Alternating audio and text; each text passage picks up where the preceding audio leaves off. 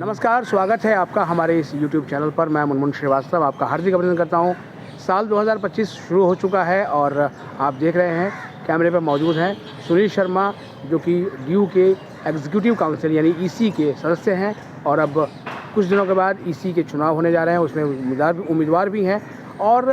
तमाम सवाल जो है वो इनके लिए हैं कि आपने एडमिशन प्रक्रिया को लेकर बहुत सवाल उठाए थे पिछले साल और एग्ज़ाम को लेकर उठाए थे और टाइम पर कैलेंडर शुरू नहीं होने को लेकर। तो क्या आपको लगता है कि अभी जो है फ़िलहाल ड्यू ने देरी कर दी है अपनी एडमिशन पॉलिसी डिसाइड करने में? स्वागत है हमारे चैनल पर सुनील जी। नमस्कार मुनमुन जी, धन्यवाद। और आपके माध्यम से, आपके चैनल के माध्यम से सभी देशवासियों को और दिल्ली विश्वविद्यालय के प्रत्येक साथी, चाहे विद्यार्थी हो, कर्मचारी हो या टीचिंग फैकल्टी हो, सबको नव वर्ष की बहुत बहुत शुभकामनाएं। देखिए, दिल्ली विश्वविद्यालय की एग्जीक्यूटिव काउंसिल के मेंबर होने के नाते यहाँ की प्रत्येक पॉलिसी के ऊपर जो एग्जीक्यूटिव काउंसिल से बनकर आती ही है, उसके ऊपर अपनी सबकी चिंता होनी ही चाहिए। पिछली बार निश्चित रूप से कोरोना के बाद ये ऐसी पहली स्थिति बनी जब दिल्ली विश्वविद्यालय का जो फर्स्ट सेमेस्टर का यानी कि न्यू एडमिशन है वो लेट हुए। उसके हालांकि हम सब लोग जानते हैं कि कुछ अपने निश्चित कारण थे। आम चुनाव के तुरंत बाद नीट को लेकर एक ऐसा राजनीतिक विवाद पूरे देश भर में उत्पन्न हुआ जिससे कि NTA ने अपने अन्य सारी जो परीक्षाओं के परिणाम थे उनको घोषित करने में थोड़ी सी देरी की, संजीदगी के साथ की। अब उसमें धीरे धीरे परिवर्तन हुआ है और मुझे लगता है कि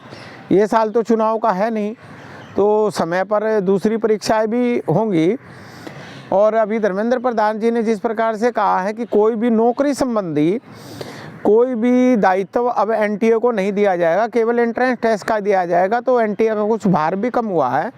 तो NTA के माध्यम से हमारा जो एडमिशन होता है टेस्टिंग एजेंसी के माध्यम से CUT में, वो मुझे लगता है कि इस बार जो है वो समय पर हो पाएगा और सारे ही सेमेस्टर यानी कि चारों सेमेस्टर, पहला, तीसरा, पाँचवा और सातवां सेमेस्टर जो दिल्ली विश्वविद्यालय के कॉलेजेस में विशेष कर पहली बार आएगा, वो अपने समय पर शुरू होगा और किसी भी प्रकार की अनियमितताएं मुझे नहीं लगता कि आपको देखने को मिलेंगी। तो क्या आपको लगता है कि ड्यू जो है इस बार भी CUT के साथ ही जा रहा है एडमिशन के लिए? जी, हमने तो पिछली बार भी ऐसा कहा था कि जिस प्रकार से CUT के परिणाम आने में उस NTA की वजह से मैंने कहा था कि थोड़ा सा लेट हो रहा था, तो हालांकि ड्यू सेट करवाने में यानी कि दिल्ली यूनिवर्सिटी का कॉमन एंट्रेंस टेस्ट करवाने में, जो कि एकेडमिक काउंसिल से पहले से पास ही है, लेकिन बाद में यूनिवर्सिटी ने डिसाइड किया कि नहीं, हम CUT में जाएंगे, तो उसके माध्यम से भी एडमिशन हो सकता था। हम अभी भी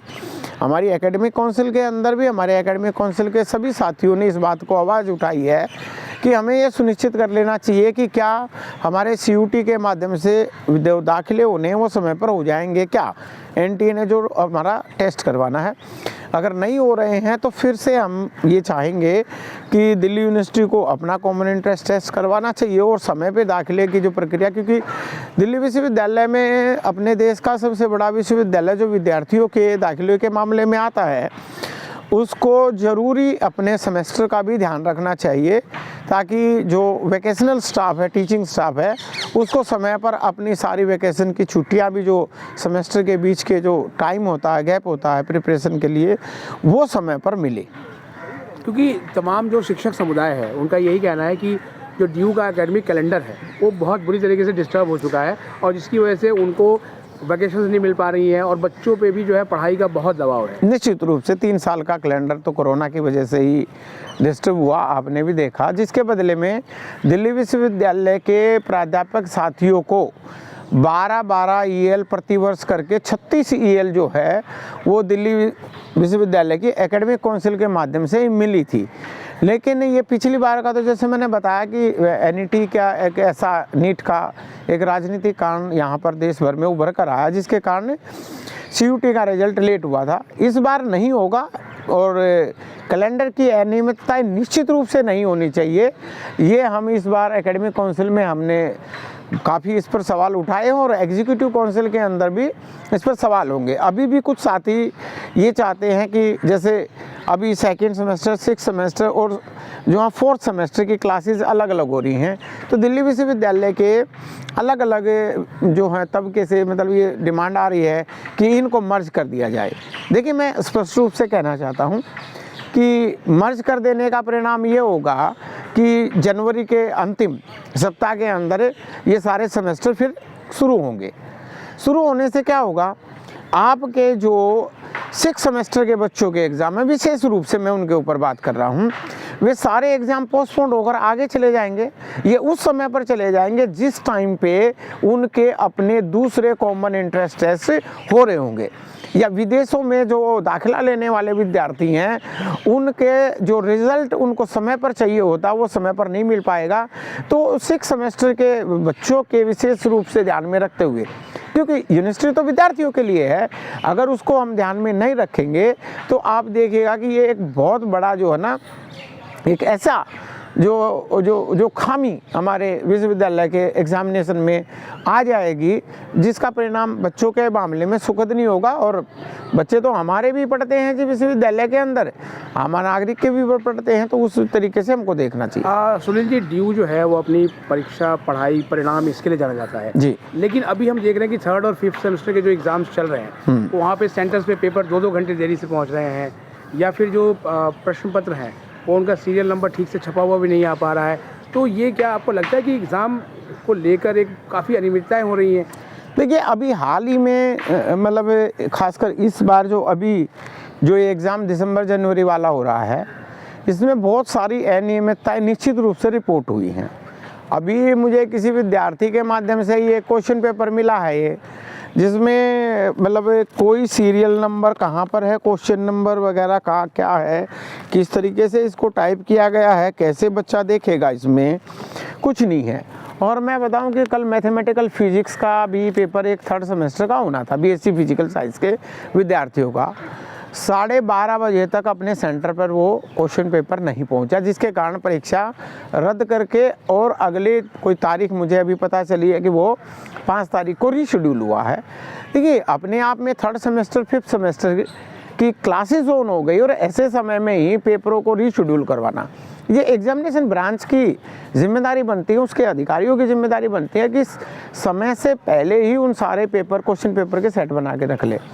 और उन बनाए गए 3, 4, 5 सेट में से एक सेट को ही आप जो हैं बच्चों के लिए भेजें। अब यहाँ पर ये भी देखने में आया है, एक फिजिक्स का पेपर है मेरे पास, अभी भी उसके मतलब व्हाट्सएप में पड़ा हुआ है,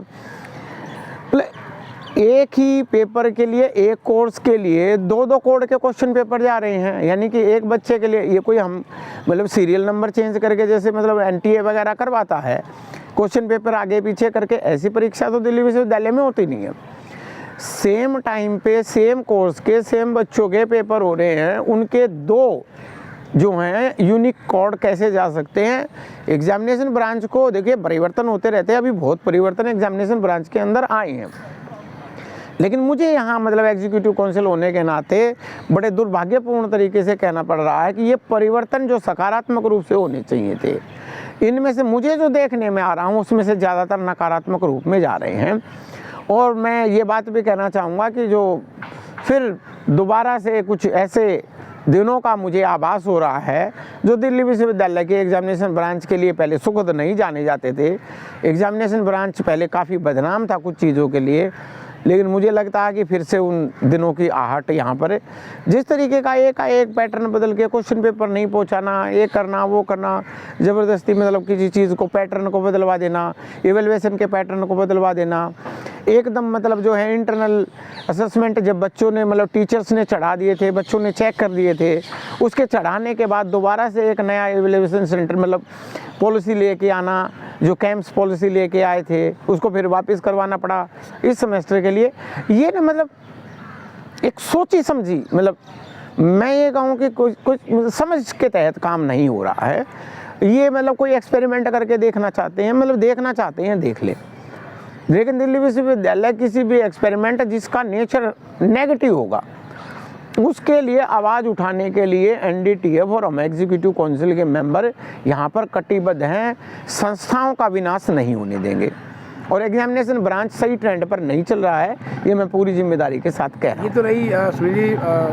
एग्ज़ाम की बात। आज दिल्ली में भयंकर कोहरा है, कैमरे में भी जो है वो नज़र आ रहा है और बहुत ठंड है।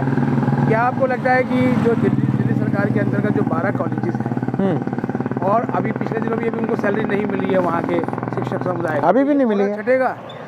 जी? ये कोहरा जो ये अभी भी आपके कैमरे में जो कोहरा नज़र आ रहा है, वास्तविक रूप से ये कोहरा नहीं है। ये कोहरा होता तो मेरी भी आंखों में देखो अभी थोड़ा थोड़ा ये पानी आया हुआ, और आपकी आंखों में भी जो पानी आया हुआ है, ये वास्तविक रूप से इस प्राकृतिक कोहरे का नहीं है। प्राकृतिक कोहरे में तो सब आनंद लेते हैं, ये तो पोल्यूशन है। पोल्यूशन है जो हमारी आंखों में छाया हुआ, और हमें लगता है कि जनवरी और दिसंबर का महीना है तो ये कोहरा प्राकृतिक वाला होगा। और ये कोहरा केवल आपने ठीक कहा कि दिल्ली विश्वविद्यालय के 12 कॉलेजों पर पिछले 7 साल से छाया हुआ है, बिना किसी मौसम को देखे हुए। अभी भी डूटा ने 3-4 दिन पहले 285 करोड़ रुपया जो दिल्ली सरकार के ऊपर बकाया है उसको लेने के लिए चिट्ठी लिखी है आतिशी जी को। हमारे मुख्यमंत्री ऐसे हो गए हैं कि 100 करोड़ रुपया, यानी कि उनको रिलीज़ करना है 285 करोड़ रुपया, और 100 करोड़ रुपया जो है वो करके जो है वो ये ऐसा करते हैं कि उसमें से मतलब 100 करोड़ रुपए देकर वो भी अखबारों के माध्यम से, मतलब ये जताना कि कोई बहुत बड़ी ग्रांट हमने मतलब सैलरी के लिए रिलीज़ कर दिया है। मैं वास्तव में कहना चाहता हूँ इन 12 कॉलेजों में हायर एजुकेशन का जो मॉडल दिल्ली सरकार का वो फ्लॉप हो चुका है। इन 12 कॉलेजों को छोड़कर दिल्ली विश्वविद्यालय के सारे कॉलेजों में नियुक्ति हो चुकी है। नियुक्ति होकर सब लोग अपनी प्रमोशन करवा रहे हैं। इन 12 कॉलेजों को छोड़कर सब कॉलेजों में जो लोग प्रमोट हुए हैं प्रोफेसर तक के पद के, उनका सबका एरियर केंद्र सरकार से 500 करोड़ ले आने में हम कामयाब हो गए, लेकिन यहाँ से एरियर नहीं आया है। कोई मेडिकल फैसिलिटी इन 12 कॉलेजेस के अंदर नहीं है, कोई मतलब एलटीसी की फैसिलिटी नहीं ले सकते। यहाँ के जो टीचर अध्यापक साथी जो पढ़ा रहे हैं दिल्ली विश्वविद्यालय कॉलेजों में, उनके बच्चों की फीस समय पर नहीं जा पाती। वो अपने माँ बाप की जो है बीमारी के लिए दवाई मतलब दूसरों से पैसे मांग कर लेके आते हैं। ऐसी दयनीय स्थिति जो है वो गुरु की बनाने के लिए यहाँ पर ये लोग आम आदमी पार्टी और उसका जो शिक्षक दल है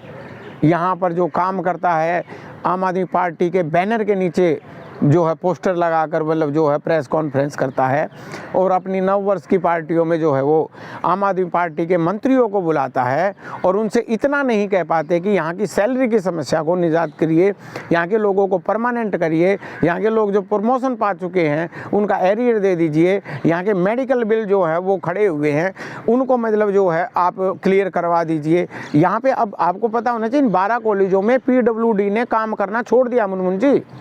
क्योंकि PWD के मतलब बिल यहाँ पे क्लियर नहीं हो रहे हैं, तो उन्होंने स्पष्ट कर दिया कि 12 कॉलेज के अंदर हम काम करने वाले नहीं हैं। तो ये स्थिति यहाँ पर इंफ्रास्ट्रक्चर को लेके, ह्यूमन रिसोर्स के लेके, नॉन टीचिंग जो 10-10, 12-12, 15-15 हज़ार रुपये के कॉन्ट्रैक्ट की नौकरी करते हैं, उन लोगों को 3-3, 4-4, 5-5 महीने हो जाते। अभी तक आपकी सैलरी नहीं आई है। दिसंबर की सैलरी जनवरी में जो आनी थी 12 कॉलेजेस के अंदर नहीं आई है, किसी में 10। आदित्य महाविद्यालय के अंदर अभी भी जो समर वेकेशन में जो पैसा मिलता है समर सैलरी के नाम पर वो दिया नहीं गया है। आप सोच सकते हो एडोक साथियों का, तो कैसी दयनीय स्थिति आर्थिक मामले में। और यहाँ पर बड़े बड़े मतलब जो है वो किसी को 2100 देंगे, किसी को कुछ देंगे, किसी को कुछ देंगे, ऐसे राजनीतिक वादे जो हैं चुनाव वादे कर, लेकिन उच्च शिक्षा का तो बंटाधार मतलब इन्होंने कर दिया है। अच्छा, बात जहाँ तक इंफ्रास्ट्रक्चर की रही है, तो आज जिस वक्त हम आपका इंटरव्यू कर रहे हैं, देश के प्रधानमंत्री नरेंद्र मोदी जो है वो ड्यू को एक बड़ी सौगात दे रहे हैं, 3 सौगातों के रूप में 600 करोड़ रुपए की। तो उससे क्या लगता है आपको कि जो आने वाले टाइम में 2 कैंपस तैयार होंगे, एक नया कॉलेज शुरू होगा, तो कितना फ़ायदा होने वाला है ड्यू को? देखिए, दिल्ली एक ऐसा केंद्र है पूरे देश का जिसमें देश के प्रत्येक कोने से विद्यार्थी पढ़ना चाहते हैं। इसी बात को देखते हुए यहाँ पर समय समय पर कॉलेजों का और कैंपसेस का खुलने का एक क्रम चलता रहा। आपने जब देखा कि मदन लाल खुराना जी की जब सरकार दिल्ली में थी और उसके बाद साहब सिंह वर्मा जी भी थे, ये वो समय था जब दिल्ली विश्वविद्यालय के जिन 12 कॉलेजों का हमने जिक्र किया, यहाँ पर ये खुले, और खुले क्योंकि लोग सारे यहाँ पर आते हैं और हायर एजुकेशन को लेना चाहते हैं गवर्नमेंट फंडेड इंस्टीट्यूशन के रूप में। लेकिन इनकी तो दुर्गति इन्होंने की, तो दिल्ली विश्वविद्यालय के अंदर ही, और एक तरफ ये केजरीवाल है 20 कॉलेजेस का वादा करके अभी तक 10 साल हो गए, एक कॉलेज नहीं खोल पाए, इन 12 कॉलेजों की दुर्गति कर रखी है। ऐसे समय में पूरे देश की शिक्षा और शिक्षण का ध्यान में रखते हुए बीजेपी, मैं बता रहा हूँ, शुरू से ही शिक्षा के प्रति, शिक्षक जगत के प्रति बहुत संवेदनशील जो है ये मोदी सरकार है, और गुरुओं का सम्मान करना जानती है, और देश विदेश के उन छात्रों के बारे में भी जानती है जो दिल्ली विश्वविद्यालय के मातहत अपने अलग अलग कोर्स में दाखिला लेकर अपनी हायर एजुकेशन पूरा करना चाहते हैं। मैं आज भारत के यशस्वी प्रधानमंत्री मोदी जी को यहाँ से एग्जीक्यूटिव मेंबर होने के नाते तहे दिल से शुक्रिया अदा करता हूँ। इसी के साथ दिल्ली विश्वविद्यालय के वाइस चांसलर जो इस काम में बड़ी शिद्दत से लगे हुए हैं कि यहाँ पर चाहे बीटेक का मामला हो, चाहे इंफ्रास्ट्रक्चर का मामला हो, चाहे 2 नए कैंपस, यानी कि पहले नॉर्थ कैंपस, साउथ कैंपस था अपने पास, ईस्ट कैंपस और वेस्ट कैंपस की खोलने की बात हो, और हमारे सबके आदर्श अग्रणी हैं वीर सावरकर जी के नाम से आज एक कॉलेज का जो उद्घाटन होने जा रहा है, ये अपने आप में भारतीय संस्कृति की पुनर्स्थापनाओं में से एक बहुत महत्वपूर्ण काम यहाँ पर होने जा रहा है, जिसके माध्यम से वहाँ दाखिला लेने वाले विद्यार्थियों को वीर सावरकर के इस भारतवर्ष के राजनीतिक और सांस्कृतिक योगदानों के बारे में भी जरूरी करके पता चलेगा। तो हम इसका स्वागत करते हैं, एनडीटीवी इसका तहे दिल से दिल खोल कर स्वागत करता है, और ऐसे ही काम होने चाहिए। मैं तो उम्मीद करता हूं कि दिल्ली प्रांत के निवासी जो किसी भी देश के क्षेत्र से आए हुए और उनका वोट यहाँ पर है, निश्चित करके 22 फरवरी में इस केजरीवाल को, अगर यहाँ के अपने बच्चों को पढ़ाना चाहते हो, दूर दराज के बच्चों को यहाँ पे पढ़ाना चाहते हो, मैं तो केवल शिक्षा के मामले में, तो इस सरकार को हराना पड़ेगा।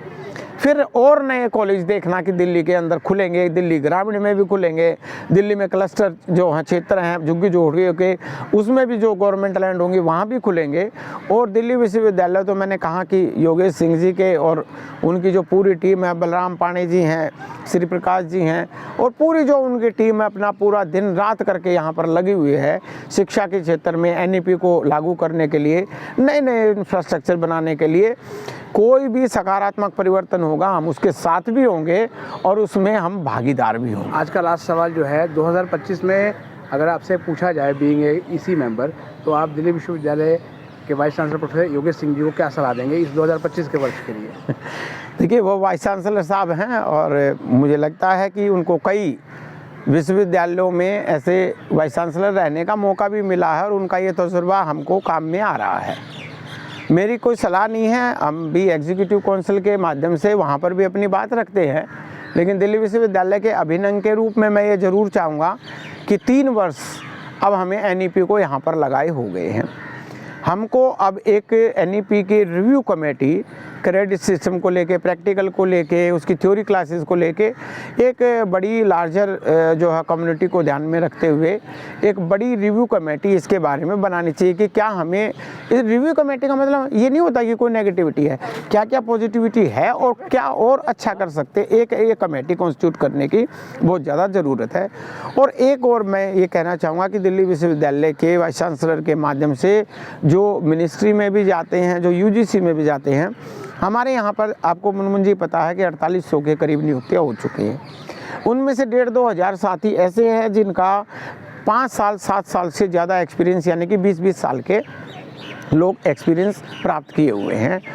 उनके पास सर्विस काउंट करवाने का मुद्दा हमारे लिए अब सबसे बड़ा मुद्दा है। हमें अपनी उनकी एग्जीक्यूटिव काउंसिल के माध्यम से, एकेडमिक काउंसिल के माध्यम से और यूजीसी और मिनिस्ट्री के अंदर भी अगर वो इस बाबत हमारी कोई अगर हेल्प करना चाहते हैं तो उनको इस बाबत भी हेल्प करना चाहिए,